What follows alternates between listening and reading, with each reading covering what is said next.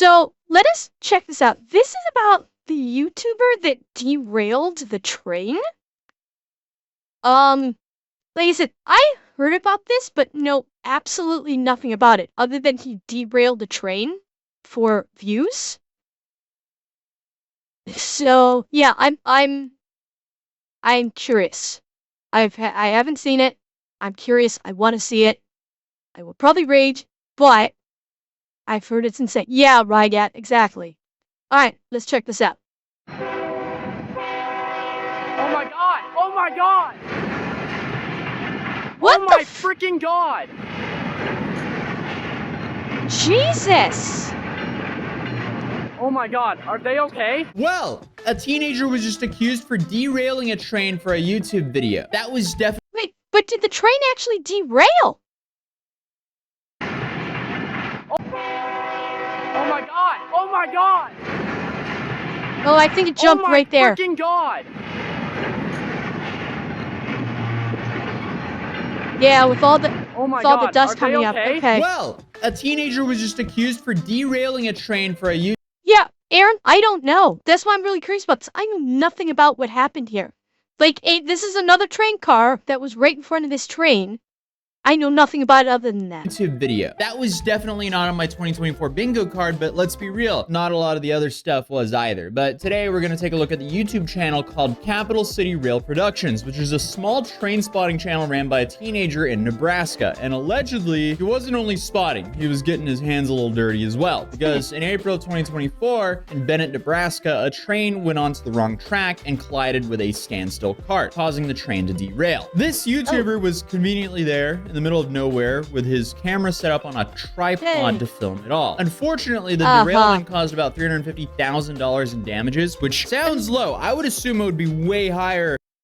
Yeah, exactly, Kideo. That's why I'm kind of curious, like, how did this YouTuber cause this? Because it's not like you can just push that thing. And so that's why I'm like, I didn't know how he derailed it. Now that I'm seeing how he derailed it, I'm wondering how the fuck he did this. You think he switched the tracks? Maybe. Well, yeah, Tanasha, I know you can put stuff on the tracks, but that was literally pushing a train car in its, to position it in its way. He threw a switch. I thought that stuff was guarded. I didn't think anybody could just walk up and flip the track switch. If you derail a train. But naturally, the teenager uploaded a whole video of this, and this is what he said happened. I would like to take the time to set the stage for the fateful incident that we will be discussing today. On Sunday, April 21st, just after 7 p.m., a empty Arbor coal train was heading back from the Nebraska City power plant. As it passed through Bennett, it had a defective coal car that it needed to be taken out of the train. The crew decides to place it in the RIP track just inside of Bennett, going across the main road, between the grain elevator and the main railroad crossing. Okay, so I had to look up what these terms actually mean, but a RIP track is a repair and place track. That is not the main or normal track. So what the prosecutors are alleging here is that the YouTuber did this. I couldn't really think of a better way to explain it than this trolley problem meme, but in this case, just ignore the people. Top one is the RIP track, bottom one is the normal or the main track. YouTuber allegedly flipped the switch and moved the main train onto the RIP track instead of letting it continue down the main track. How are those not, secured? How the hell can any asshole walk up and just say, I'm flipping the switch? Like, how the fuck is that possible? That's what I would figure. Look, at the bare minimum, they'd be chained. At the bare fucking minimum. And because it went onto the RIP track, collided with that empty cart. What an incredibly stupid thing to do. Like, what is the upside here? A viral YouTube video? I guess that is the upside for a lot of the people we cover here, but still, the bar's low. I didn't realize we're just gonna keep going lower. But obviously, his story is a little bit different though, so let's hear what he has to say. The crew did this and set a switch in a manner that they can park the car, set up a portable derailleur, and then continue their journey. Unbeknownst to them, they completely neglected to reset the switch to its original position. How would he know? Yeah, Atozi's just about to say, how would they know that? That is suspicious. That's really fucking suspicious on its face. Not even knowing the context that he caused this, for him to say they neglected to put it, like, when you work on the fucking railway, that's not something you neglect to do. You do not neglect to flip the track switcher so that other trains coming through don't blast into it. So yeah, exactly. He basically told on himself there by suggesting that in his YouTube video. He basically presented his own evidence. That. One would hope there's some protocols there to avoid that, but the fact that it happened in the first place shows that there's some things to address here. On the evening of Monday the 22nd, just after 5 p.m., as I was driving home from work along Highway 2, there was a loaded arbor that I spotted. The train came into Bennett just after 6 p.m. Unbeknownst to the crew of the loaded arbor coal train, the switch was still set incorrectly. Meanwhile, the park defective coal car remains stationary on its correct track as the loaded arbor speeds along its route. It hurtles towards the coal car, and with a deafening crash, the two trains collide, sending shock waves through the tranquil town. Despite the chaos, miraculously, the crew emerges from the collision completely unharmed, though undoubtedly shaken by the ordeal. Yeah, I mean, that is probably horrifying as a conductor. Suddenly you just veer off the main track. It's not like you could just stop a freight train on a dime. But that was the teenager's side of the story, and obviously the train crashes, which he filmed. Oh my freaking god! Yeah, there was right there. Where it... Hang on. Crashes, which he filmed. Yeah, now I can see it where it's close up, where it jumps the track. Now I can see it. Oh my god. Oh yeah, Gord. He undoubtedly made some kind of a script for that video. I have no doubt. And yeah, Neo, it's not like steering is a thing. You basically go fast or stop. That's it. Are they okay? Oh my god. Okay, so this arbor just hit a defective car, apparently, and is now on the ground. How would he know it's a defective car? How would he know that this car that was just sitting here is defective? If he supposedly just came across this, how would he know this car is defective?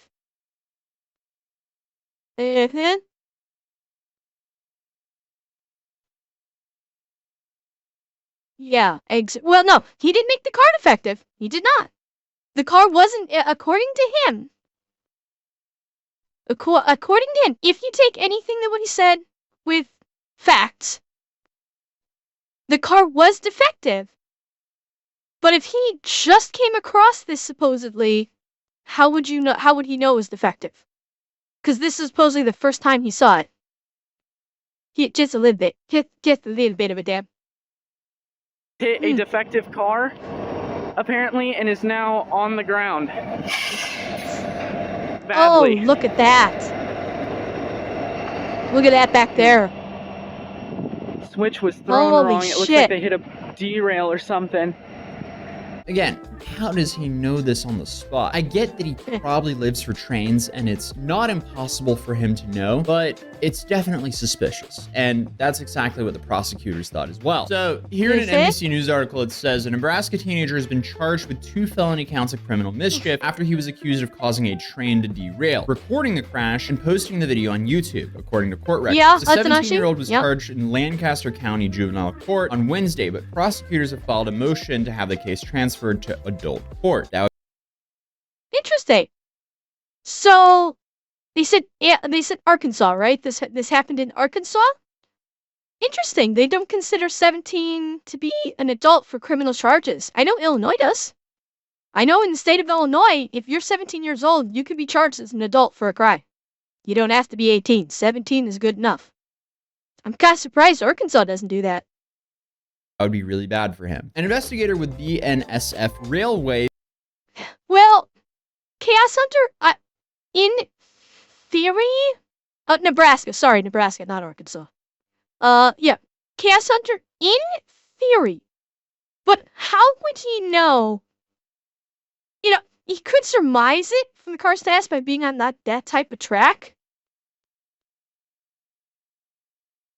I don't, but it's still. Yeah, and then Tanashi, you're right. The tripod setup. Actually, let me see something here. I wanna. Actually, hang on. All right, 443. All right, hang on, 443. I want to see something. Oh my god! Oh my god! Okay. I could not remember if the camera shook at all or if it was just from the vibration. So yeah, it was on a tripod. So yeah, having a tripod to set it up at that angle. Yeah. How would he know to set up a tripod? In Lancaster County Juvenile Court on Wednesday, but prosecutors have filed a motion to have the case transferred to adult court. That would be really bad for him. An investigator with BNSF Railway said in court documents that the teenager alerted authorities to the derailment and asked the investigator who arrived what caused the crash. He is accused of tampering with a rail and causing 2 locomotives and 5 loaded BNSF cars to jump the rails in Bennett on April 21st. My birthday, let's go. So I was celebrating my 27th birthday, and this kid was derailing trains in Nebraska. The more you know. While the rail cars remain upright, one crashed into an K-Dog, I'm gonna hazard a guess that maybe he confessed. We'll see. We'll see if Fatozi talks about it. He may have confessed. Car, causing $350,000 in damage. An investigator for the rail company said in court records. The train conductor told a BNSF investigator that the misaligned switch led to the crash, and the padlock that was supposed to be attached to the switch was missing. You're telling me a switch to derail a train is guarded with a padlock? Okay, we'll get back to that. The teenager who reported the derailment to authorities approached an investigator after the crash and asked what caused it. When the investigator said it was undetermined, he responded that obviously a switch was flipped the wrong way. According to court records, Bravo. Basically telling on himself to the investigator. An investigator hears this, and when investigator says it was undetermined, and he responds with obviously a switch was flipped the wrong way. Oops. Yeah. Big oops. he told the investigator that he was a train enthusiast and showed him the video he had shot of the derailment. The teen denied trespassing in the area and tampering with the switch, but the investigator pointed out the documents that he knew where the switch was and how it worked, naturally. Authorities later discovered that a tripod had been set up near the accident site just 4 minutes before the train derailed. 4 minutes. So it's not like he was there all day. 4 minutes. And if he just happened to come across it when the train was coming by, because here's the thing, if he had his excuse of like, I just happened to be coming by and I saw the train and I'm a train watcher, 4 minutes is way too much fucking time for him to have just come across the site when the train was driving by, and I hurriedly set up the tripod. That don't work. Before the crash. This is not looking good, but it's about to get worse for him. So I found another article that goes a little bit more into detail. When authorities said they did not know the cause of the derailment, the boy said obviously a switch was flipped the wrong way. An investigator with BNSF Railway found the padlock supposed to be attached to the switch was missing, indicating tampering. But 3 days later, a BNSF investigator obtained CCTV footage showing a 1996 Buick Park Avenue in the vicinity with the same teenager walking towards the switch at the south end of the tracks. According to the affidavit, the teen was later recorded returning to his vehicle. Okay, so they have him 3 days. Got your ass on video, bitch. Uh-huh.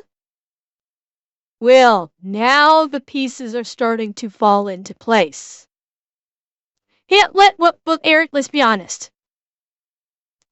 Even if he kept his mouth shut, they still would have reviewed the CCTV footage and they still would have seen him. Still would have seen him pull up, go to the switch, and then return.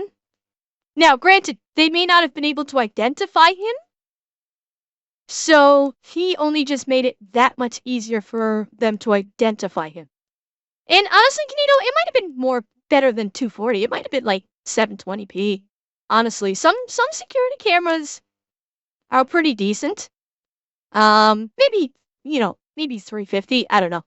But he only made it easier. Albrecht? Gotcha, bitch! Does that answer your question? You're right. I should have pulled that soundbite. Yeah. Exactly. When they caught him on CCTV, game over. Kanito, I know. Most of them suck. This is the train railway system, so maybe they put a little money into it. Maybe not. I don't know. But the fact is, like, if he had not approached the investigator and made himself known, they would have probably seen the car pull up and him walk into it. They probably would have not gotten a license plate. They probably might not have been able to get a good ID without a point of reference of knowing what he looked like. So he actually made it easier for them to identify him and his car on the camera. Days prior to the event, going up to the switch and I guess messing around with it. Then they have him 4 minutes before the train wreck, him setting up his tripod and camera, aiming it at the correct spot. It doesn't look good for him at all. Okay, so they're currently filing a motion to transfer the case to adult court. And if they succeed in doing so, his punishment can increase substantially. So if they actually succeed, it's up to a $20,000 fine, the cost of the damages, and up to 20 years in prison for each count. Currently, he's facing 2 times criminal mischief charges, which each can result in a fine up to $125,000 and or up to 5 years in prison for each count. So my understanding is he's currently facing 10 years in prison currently. But my main question is, how can this happen? How is it so easy to derail a train? It is the same difficulty, apparently, to derail a train as it is to steal a bike. If it's all protected by a padlock, like a $30 trip to Home Depot for some cutters, and just like that, you can apparently derail a train? Really? Clearly, we're living in way more of a trust-based society than we realize. Like, we're just gonna... Well, and that's ironic, isn't it? That's ironic that given our society where you have to go through fucking like a body scan detector to get on a fucking plane, yet our trains, the railway system that makes up a big fucking majority of of consumer product transport across the entire fucking nation, the thing protecting those trains from getting derailed is a goddamn padlock. Think about how fucked that is. Think about how scary this is.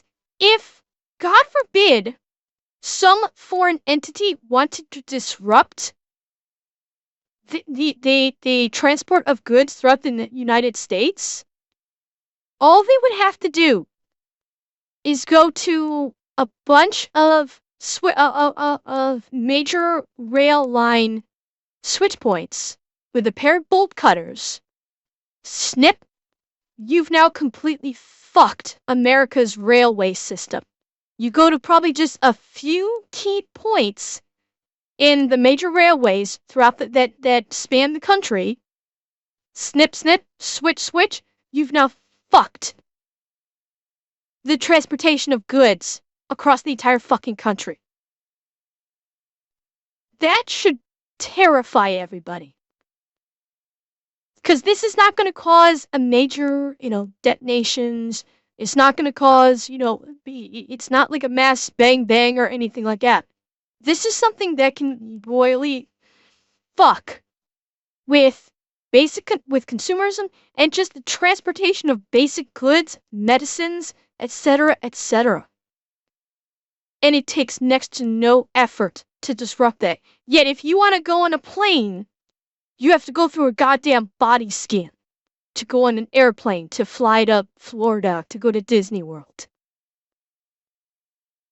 No, we are not living in a trust-based system. It's our priorities are fucked.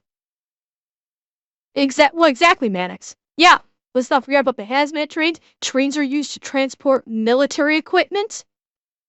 Yeah, this would not be hard to do. And all you need is just snap off a padlock, and boom, you've just fucked up one of America's major transportation systems. You could probably do it, my guess, without knowing America's railway systems. My guess is you could probably do it in about 5 or 6 key places, and you could completely fuck up the entire railway system, coast to coast. That should fucking terrify you guys. That it would be that easy to cause that level of havoc. Trust that some train enthusiast kid isn't going to go derail a train. Thankfully, it wasn't a passenger train. That could have been a whole lot worse. Now, I'm surprised there's not more security on key infrastructure like that, especially around our railroads. There have been quite a few rail derailings now that have really like started to show and expose how outdated our rail infrastructure is. So maybe we need to start updating that sooner than later. If not, apparently the train enthusiast kids are going to keep derailing our trains. I say that like it's happened before. No, I haven't seen that headline before. Normally a train just derails from outdated tracks, from what I can tell. Most common way for trains to derail. Yeah, the most common reason for derailing is broken or cracked rails. Then you have road vehicles at level crossings, and then third place is malicious persons placing materials on the rails. So what's actually not listed here is train enthusiast kids flipping the switch, throwing the train onto the rip track. Oh my god! So hopefully this is an isolated incident and more don't come. But yes, before you ask, currently working on the Mr. Beast video, but as you know, there's a lot going on there. So that's going to be a longer video, so it's taken me a long time to make it, but it'll be out in the next few days, so I'll see you guys in the next video. Peace.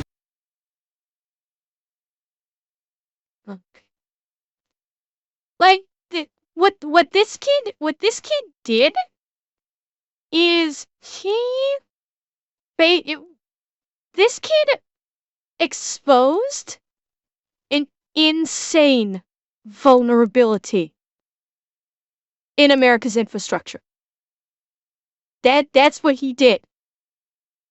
And I certainly haven't heard anything about a change being made to the railway infrastructure systems to address this. I haven't heard anything about it. So that means all of these switch tracks are still in the same condition that they were. Scared yet, chat? You should be. Any group with malicious intent can royally fuck the US up now with a $30 pair of bolt cutters.